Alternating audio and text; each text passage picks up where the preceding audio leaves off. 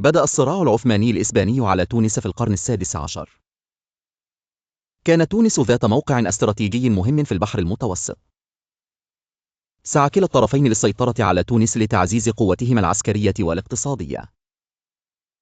لقد نجح القائد العثماني خير الدين بربروس في السيطرة على تونس. لكن في عام 1535 تمكن الإسبان بقيادة كارل الخامس من استعادتها.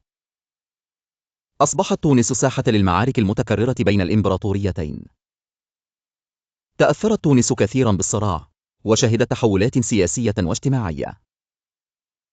في عام 1574 استعاد العثمانيون السيطرة على تونس بشكل نهائي. ساهمت معركة تونس في تحديد موازين القوى في البحر المتوسط. الوجود العثماني في تونس استمر حتى القرن التاسع عشر. هذا الصراع كان جزءا من التنافس الأكبر بين القوى الأوروبية والإسلامية.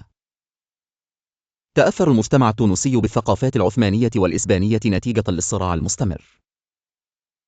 العثمانيون قاموا بتطوير البنية التحتية في تونس بعد السيطرة عليها.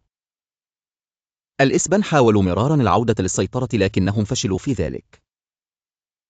حفظ الموقع الاستراتيجي لتونس أهميتها حتى بعد انتهاء الصراع. الصراع العثماني الإسباني على تونس يعد جزءا مهما من تاريخ المنطقة.